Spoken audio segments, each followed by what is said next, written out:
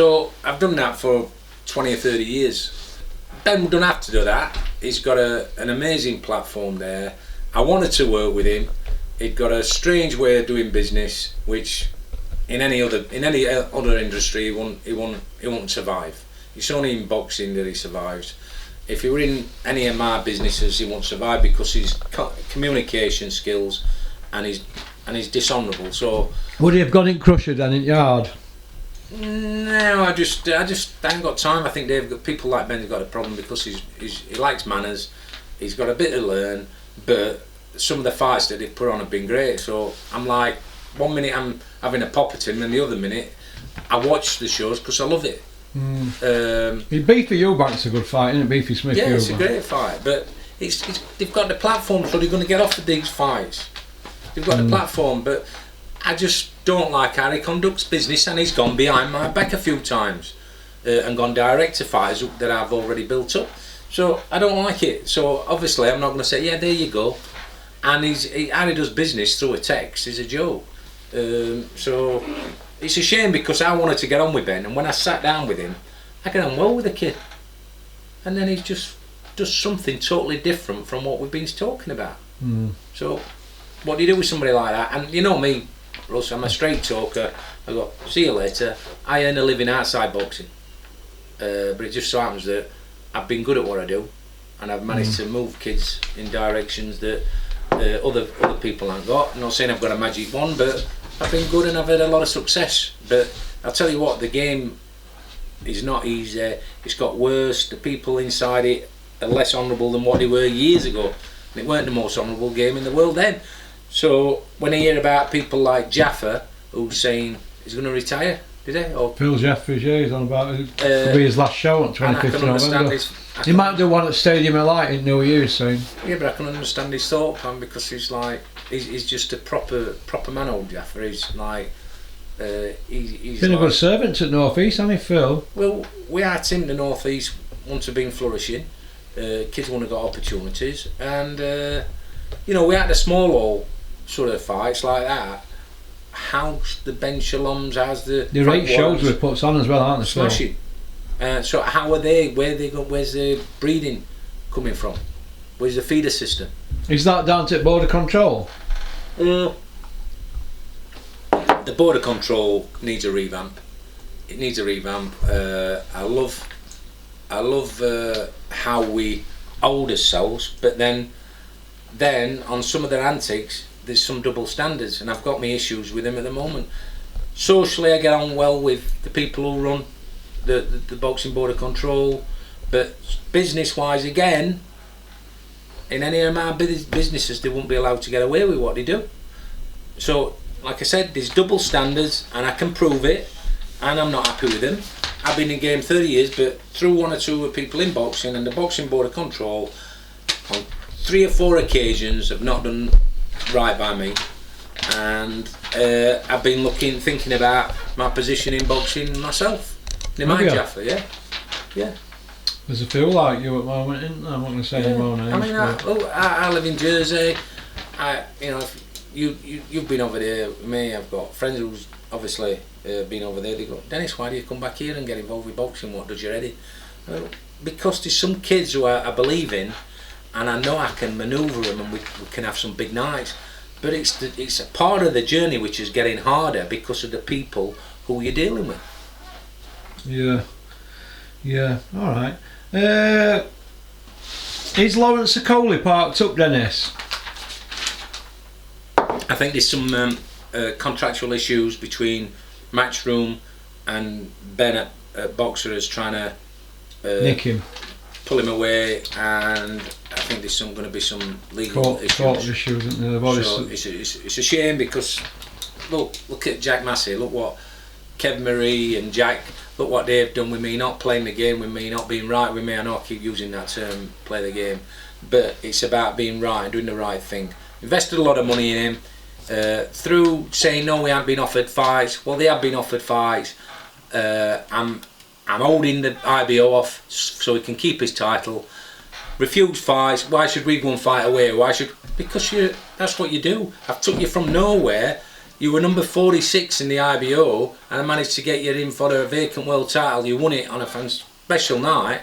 Then want to pick and choose who you want to fight, and want to go direct. When Ben's ringing, Ben Shalom all of a sudden thinks, "Oh, I've got Jack."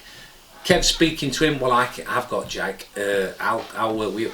Trying to cut me out after I've invested a lump of dough, and then all of a sudden, through not doing the right thing, it's got stripped. The IBO, so we've all lost. So they've cost me money. And they've cost him money and a world title. So is Jack Massey parked up now? He's parked up. So have you got lawyers on job? Yeah. So and he can't win. How silly is that? Nobody's winning through them trying to be sneaky. Sky or Ben Shalom? Jack and Kevin and Shalom being sneaky. Well, I hope they've got deep pockets, Dennis, because I know what you're like with your lawyers. Well, you know what I'm like. Okay. Floyd Mayweather show. Should he pack up and get out of boxing instead of pinching fans' money for exhibitions? Yeah, absolutely. I'm not really interested in. You've mentioned it to me. I'd heard about it, but I haven't stored it in my mind because I'm not interested. Okay, well, what about Atom Barrera? Same again? Well, I've got an affinity with Ricky, and because that were a road show. Whereas when Ricky fought, the weigh-ins were an event. The press conference were an event. So I can understand a little bit of that, but not the exhibition itself. You know what I'm saying? So like, it's just that bit of nostalgia bit. But the actual seeing a little, and he looks, and it's where they called the babyface assassin, weren't he? His body don't look like a baby, does it? No. Barrera, he got little tub hanging over his shorts, on shoulders, jowls a bit like that, and you thought he is a little man, but what a class act. But just nice. I'd like to see him rather do Q&A, questions and answers. I'd be more interested in that. Tommy Fury, I fought an exhibition, and his dad put it on everybody who's going to ask him any hard questions. He's going to kick the teeth out and break the jaws. Do you know what? I know you're not right bothered about John. I mean, Peter's my dear friend, isn't he, as he is yours. But I still, even though he goes over the top, John Fury, he's still he'll end up being known as a character. He does views, doesn't he? He does views, and he's a character. And I think if I sat down with him, and I don't get involved with families, I won't do, because, like I say, Peter's my friend, but I would never slag anybody to do with family. But I think I'd end up having a right laugh with him. So I think I'd get him laughing at himself, because we say, it's only a game. In the ring or on the hard road. By the way, you've had plenty of practice at that, haven't you? Oh, I've practiced that all the time, don't I? I've got it off to a T. A bit like the Ross Bacon show one, isn't it? Hey up, pal! I was out last night with David Hurst and Carlton Palmer. And you know what, Pokey Russ? They're wrong. Carlton Palmer, he doesn't smoke marijuana. You'll get on Britain's Got Talent with him impression. Old Ross, eh? Bless him. Got 5 minutes, mate. Okay. Let's have a look. Denzel Bentley, is he European level now? He put a good performance up, didn't he, in that fight with that Johnny Beck? He didn't disgrace himself, didn't he? He's a solid European fringe world contender now, isn't he? I think. Is it mixed? I think people used to say that. How old is it? He's not that old. I don't know how exactly. Well, that's what I'm saying. When Clinton got to British level, say, yeah, he's a good, solid British fighter. Then when he goes and fights, I got advised to, I don't know, that's a bit strong for him, that Crawford Ashley. And I thought about it, and I thought, they don't see what I see in Jim. And I said to Clinton, do you fancy it? And he went, and he never refused anything. He went, I'll have a go. That's what Clinton's were. So yeah, I do admire him so much as a fighter, Clinton. But Bentley can be the same. Because they're not a Floyd Mayweather and flashy, he's learning on the job, and Clinton improved. So is he another, that type of fighter? Yeah, like a good. Yeah, I see what you mean. Yeah, Workman, like if he's tough, he's game, he's willing to hang in there and then break their hearts, and then learning how to work inside a bit smarter. And you learn on the job. You get watching that one in Leeds where we were with Matt Windle against the African kid. He what won him that fight was the experience he had in the other fights. Yeah. So, but Matt's just signed a 3-fight deal with us. Matt Engel. Yeah. So we're going to be putting some Commonwealth defences together, and I'm hoping to get him a homecoming in the Midlands. I had a lovely chat with him and Spencer McCracken yesterday. Lovely people, great to work with, and a good little fighter. Tell us a funny sports story, Dennis. Funny sports story. Boxing, football, anything. Oh, growing up or out? Right, quick one. Go on, right, you tell one and I'll tell one. Right, Yeah? I haven't got one. So I'm going to watch Sheffield Wednesday years ago. Trevor Francis were the manager. So I'm in my suit. We've been invited. We're going to the dinner. So you have to get there an hour and a half before. So Sheffield Wednesday were in the Premier League. Is this when you were trying to buy them? No, this is before that. So I was going to watch Sheffield Wednesday being invited. So I'm going down the road and you can't do a U-turn. Anyway, we're passing the ground and you can't turn round, and we're going to be late. So you've got to go right past the dog track to turn round, which is like half a mile or 3/4 of a mile. So I did a U-turn, didn't I? And as I'm just turning round, back onto the dual carriageway, there's 5 chips there, coppers. Chips? Remember chips? So he pulls over. Puncharello. So I've got a suit on like that. He went, "What do you think you're doing?" I says, "I'm Dean and Darwin." This is a copper. I went, "I'm sorry, pal, I'm not from round here. I'm from Bristol." Just come into my mind. I went, "I'm watching the game. I'm hoping to sign." He looked at me and went, "Why are they any good?" I went, "I'm fucking brilliant, pal." He went, Is this when you were at Denby? "Yeah." So he went, "Because I'm a big fucking Wednesday out of the nose. This is copper to me." I went, "Well, I can assure you, I want to sign for Wednesday because Sheffield United did, because they used to play that long ball at the time." I says, "And I like our Wednesday play it on the floor." He went, "Give me the name." I went, "My name's John Bryan. I'm from number 45 High Street, Bristol." I thought, I hope you don't ask me for my postcode. Go if you don't go PNC check. Yeah, exactly. So I went, "Right, okay." He says, "Don't do that again." Well, I went, "No, I needed to see Trevor because I'm seeing him after a game and I need to get him." "No problem, pal." I said, he went, "Right, that's brilliant." And he says, "One more thing." I went, "Oh, what?" He went, "Next time I see you there, I want the autograph." And he let me go. So you blagged it? I blagged it. That was just one what come to mind. I can't top that, but I'll try and tell a funny one. When I was about 14, right, we were knock at door, we're watching Corrie on, me and my mum and dad. This bloke's walked down the drive with his son. I thought, oh God, knocked on the door. My dad says, "How's it going, Frank?" It's alright, Mel. "What can I do for thee?" "Well, your Russ has borrowed our Wayne's goalie gloves." My mum says, "Has he? Has that nicked his goalie gloves?" I said, "No, I've just borrowed them." She says, "That's nicked them, hasn't it?" I says, "No." But I says, "What's they done that for? They're not a goalie, they're a centre half." My mum said, "I got him some goalie gloves the other day." I said, "Yeah, them yellow and green ones, remember that?" Yeah, brilliant. I said, "They're horrible. He's got Sondicoes like Ray Clements." My dad says, "Here, listen, Pat Jennings didn't need goalie gloves." Give them back. Really. Well, there you go, and on that note. Good to see you, Russ. Good to see you looking well, pal. What do you think to... Shout out to Frank, our lovely pal. Yeah, okay. Well, thanks for having me. Nice to see you. You're off for your physio, aren't you now? Doing a bit of physio now. Remember last time we went up there, we did a video, didn't we? That physio? What was it called? Up London Road, opposite Harrison's Cameras. No. This one's at... Omega. No, that's where we've been for fish and chips. Alright. Right, all the best then. See you Saturday. And you. See you Saturday. Bye.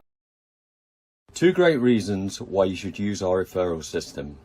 Firstly, just by buying or knowing a friend, relative, colleague or client looking to buy a property in Spain, you'll make some money.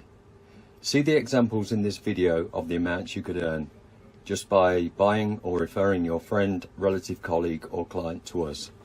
Secondly, Welcome Estates makes buying a property in Spain easy and stress-free. You are referring them to a family-run business that you and they can trust. Buying and referring to us is really that easy.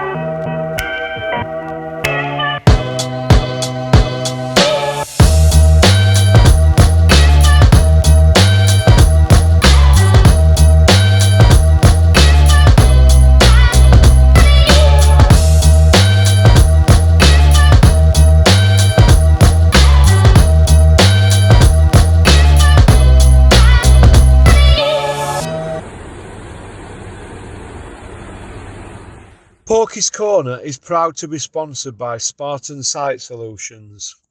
They are specialists in civil engineering and demolition contracts for the construction industry. Interested parties should visit their website or contact Porky's Corner for a referral at porkycorner@mail.com.